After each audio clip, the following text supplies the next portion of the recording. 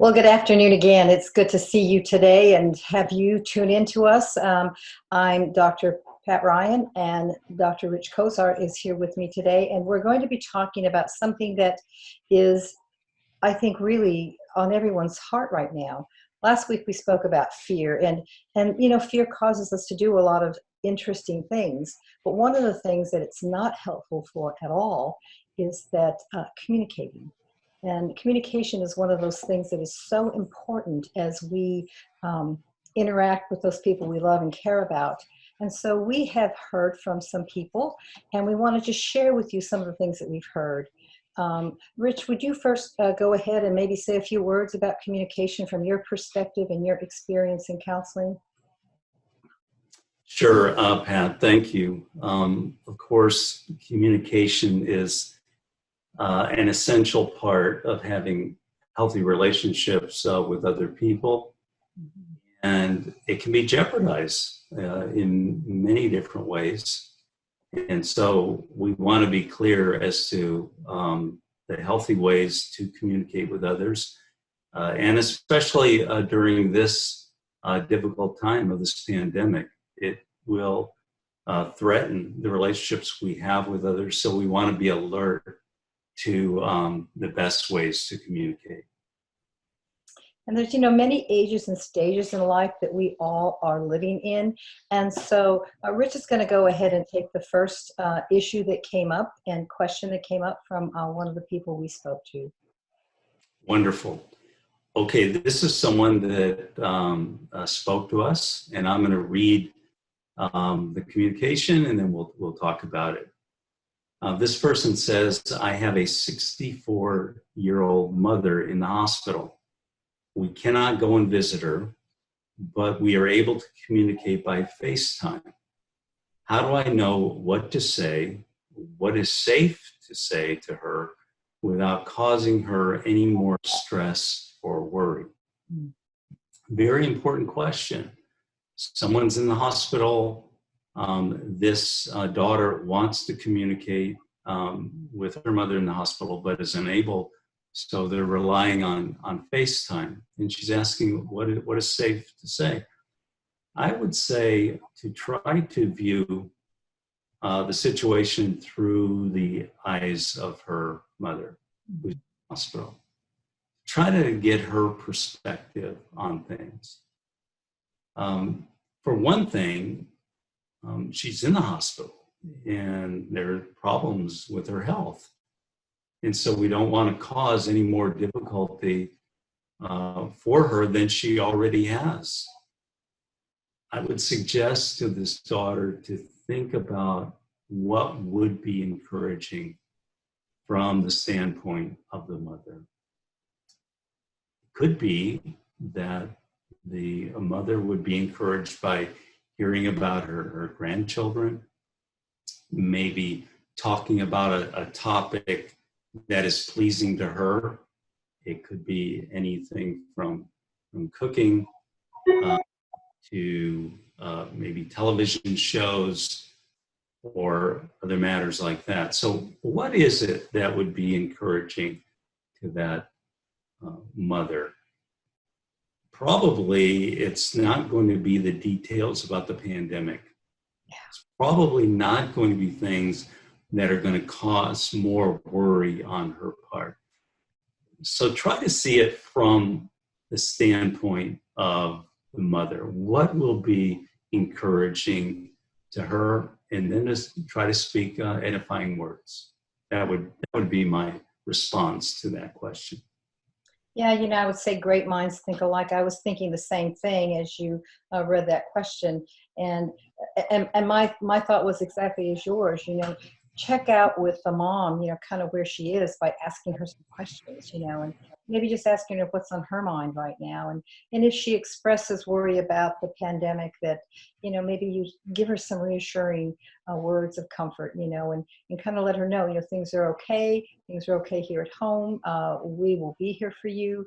We're waiting for the day that you're going to come home again and be able to visit with us, and just those reassuring things that you can say to her. But I think really it's important to kind of check out where she is and to really understand, what is foremost on her mind right now before you kind of jump into things. It would not be a time, to start asking her questions about, does she have her final wishes in order, because that's going to frighten her, and so you want to just, again, I think what you said is really important, that you talk about normal things, the kids and what the kids are up to, and maybe, pull the kids into the FaceTime call and, let them say hi to grandma, and, to just have things be as normal as possible for her right now. I think that's Yes. very wise counsel. Yes. I think so, to speak edifying, hopeful words, not avoiding everything that's negative, but certainly not dwelling on all the negativity. This woman in the hospital needs to be encouraged. And so I would not try to offer lots of explanations or answers about what's going on, but to try to be an encouragement to her from the standpoint of what would encourage her. Yes, absolutely. So we heard from someone else, and this person wrote, "My kids who are 5 and 7 years old keep asking me if any of us are going to get sick and die. It's all around us. Kids are hearing all these horrible things if they see the news at all." She says, "I want to reassure them. At the same time, I want to be honest and not tell them any more than they need to know right now. At their age and stage in life, how can I honestly answer their questions and not worry them?" So, my response to that is similar to what you would say to your 64-year-old mother. You want to just reassure them. You want to also ask some questions, find out a little bit about, what they've heard and why they're asking those questions. Maybe they heard adults talking. Maybe they heard something on the news that's concerning them. Or maybe they just had a bad dream, maybe it has nothing to do with the coronavirus at all. And just want to kind of check it out before you jump in and start answering questions. They may not be asking about, their death or even your death. They may just be concerned because kids at that age are very curious. And so you want to first find out, what is the source of their inquiries. And then I think you want to just, as you would with anyone, just be very assuring to them. And of course, you need to talk in a way to a child that is age appropriate. You don't want to say things that are going to scare them or give them nightmares. And I would also say it's very important at this time because it's all over the news. It's wherever you turn on television, you're going to hear about the coronavirus, COVID-19, and you're going to hear all the statistics. And, it's very likely they have picked some of that up on television. And so you want to be very, very careful about what you allow your children to see on television. But I think as much as you can, answer their questions very honestly. Again, you're going to speak in very age-appropriate ways that they can understand and not be frightened. And if they show any fear, then, you just want to, again, reassure them, let them know that, mommy and daddy are here, everything's okay, no one's going to die in this family, and we need to pray for those people who are struggling right now, and really thank God that we are healthy and we are well. What's your thoughts about that, Rich? Yeah, I agree, Pat. We want to communicate with these kids on a level that's developmentally appropriate. That's exactly what we're saying. And I would add to that, often children mirror the mood of their parents or caregivers, right? So if the caregivers are overly anxious and they're demonstrating that repeatedly and, let's say, severely, then the children, especially 5 and 7 years old, are going to pick up that anxiousness. And it's going to be much more difficult for them because they don't have a contextual understanding of this pandemic. In other words, they have less in terms of coping skills, and thus they are more susceptible to catastrophizing situation or making it much worse than it really is. So Pat is right. We need to keep our eyes on children like this. We need to be careful that they perhaps are not internalizing or acting out undue anxiety about what's going on. But the reassurance is the key here that comes from what they see in mom and dad or others that are taking care of them. And so if they see in us a calm, peaceful mood, not a dishonest mood, but rather one that sees things as they are, but yet demonstrate good, healthy coping skills, that child, those children will tend to pick that up and learn the same type of skills. So let's be careful with these children. Let's show them how to manage worry when it comes to this thing, and probably the children are going to do just fine. I agree. That calm demeanor by parents is so important. So yeah, thank you for bringing that up. Yes. Well, we come to our third letter. This one says, my husband is in danger of possibly losing his job because the company he works for has not let the employees know that they did not get approved for an SBA loan. I've been a stay-at-home wife, caring for our high school age kids. I could go to work at a local grocery store that is hiring. I do not know how to talk to my husband about this idea without hurting his feelings and causing him to think I've lost confidence in his ability to provide for us. I'm afraid I will upset him and cause him more worry. How can I bring this up to him without hurting his feelings? My feelings count too, and I'm worried about what will happen if he loses his job. Yeah. It's a genuine concern.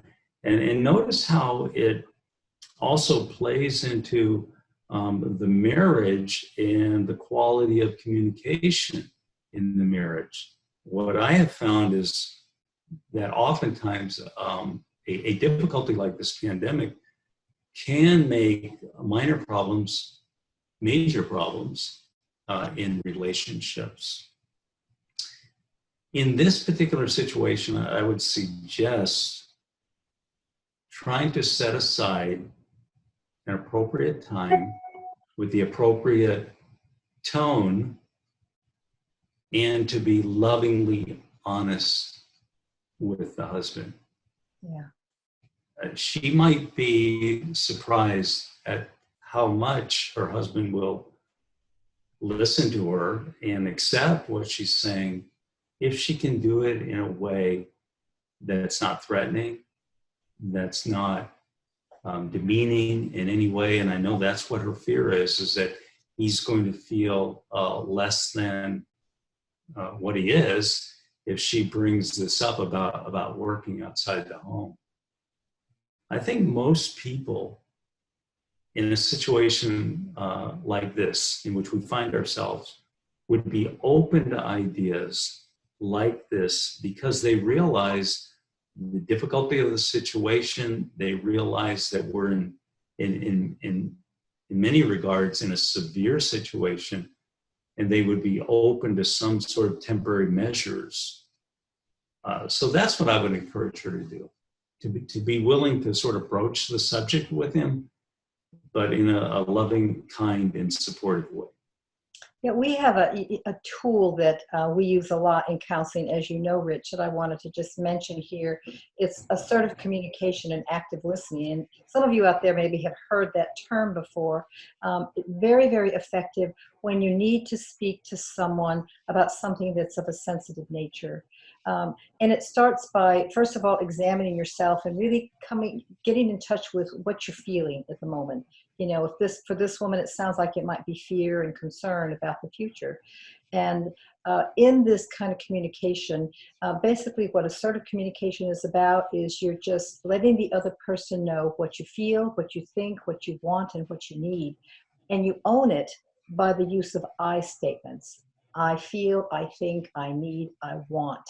And you avoid using the pronoun you, except in a very neutral or uplifting way, because you don't want the other person to feel like you're accusing them or blaming them in any way. And so you just kind of own it and let them know what's going on with you. The other part of that, of course, is the active listening part, and that's accomplished by the listener actually responding when the person is finished sharing what they feel, they think, they want, they need, by saying, "I heard you say," and then repeating back what they said, and then checking out, is that what you meant? And just making sure that you're talking about the same thing. Because an interesting thing happens to us when we feel shamed or attacked or accused of something. We put up defenses, and communication then really does break down. And so, I would certainly, use that tool, that method to approach her husband as she talks to him. And I think it is important for her to talk to him, to just sort of push through her fear, her hesitation, and use some assertive communication to share with him what's going on. He will appreciate it in the long run. Don't you think, Rich? Yes, I agree. And who knows, maybe what this wife is thinking in terms of her idea could be the answer, could be the thing that helps to stabilize the home financially. Yeah. And this could be a gift, Right. not only the husband, but the entire family. This may be the answer that they all need if she is able to collaborate with him, and he's willing to hopefully listen, and they come to an answer that's best for the entire family. She may have exactly what the family needs. Yeah, she may find out that he's very relieved that he's not doing this alone, that she's there totally willing to be a part of the solution and that they work together as a team. But he'll never know that, and she'll never know that if they don't communicate about it. That's right. Right. She may have the answer here. Very much so. Very good. I didn't think about that, but that's correct. Okay, so the last communication we had about this issue, it comes from a young single woman, and she has very different issues going on with her, as you can imagine. She said, "I have a difficult time sharing with others how uneasy I am about the changes that I've had to make in the ways that I live. For instance, I'm no longer able to plan for my future. I'm no longer able to feel secure that I can maintain my home because I don't know that I'll be able to keep my job or be able to pay my mortgage. I'm a single woman supporting myself, and my friends are all married. I feel like I just have to keep a stiff upper lip when they all seem to be so calm and sure of themselves and of their future. So how do I share what I'm feeling? Will they think less of me? How do I portray a sense of self-confidence even though I'm feeling very insecure? I feel like I have no one to talk to." Wow, that's a very lonely place to come from. And again, I would tell this young woman that, the truth is, while she feels isolated, because we are physically isolated right now from one another, and talking to people, when they're explaining what they're doing, and you're hearing their confidence in their voice, it's important, I think, at this point to take that leap of faith and share with one of her close friends, what is really going on with her, and you kind of open it up again, maybe with assertive communication, just say, I'm really feeling not so confident myself, and I really need someone to talk to about this. Can I just open up and share what's going on in my life? And at that point, really to share some of those fears. And I think once that dam is broken in the relationship and she kind of opens up and shares, that she may very well find out that her friends are not quite as secure as they're portraying themselves to be, that they're really struggling also. I think all of us right now are trying to keep a stiff upper lip and try to think positive. And certainly there's nothing wrong with thinking positive and seeing the light at the end of the tunnel, and having a good sense of hope and faith and trust that things are going to be okay. However, I think there is kind of an underlying sense of uncertainty, at least for all of us. What are your thoughts about that, Rich? Yes, it is not good to feel alone, Yeah. especially in a crisis like this. When we keep things to ourselves and sort of stuff them away, that's not a healthy thing, psychologically or physically. And so, as Pat said, it's important to find those people um, that would listen and listen with an empathetic ear, and who would not judge you, but who would love you unconditionally and accept what you have to say about your difficulties.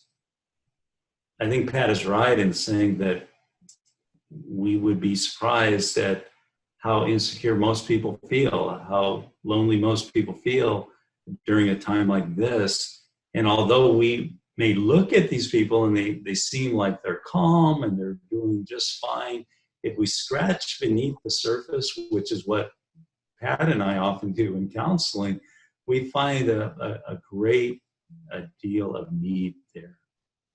So I don't think any of us should feel like we're the only ones feeling this way.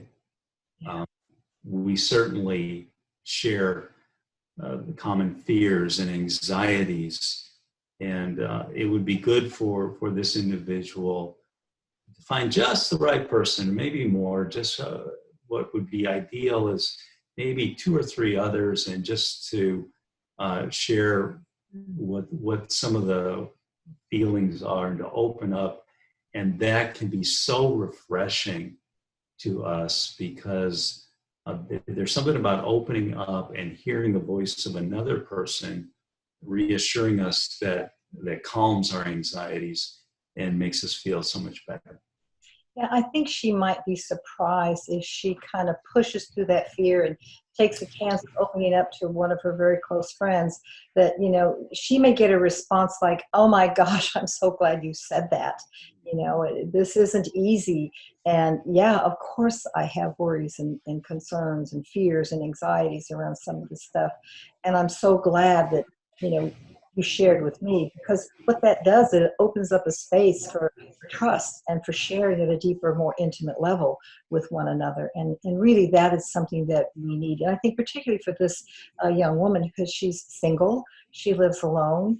And those of us who are married, we have a spouse to talk to. We have someone we can go to and kind of, vent what's going on.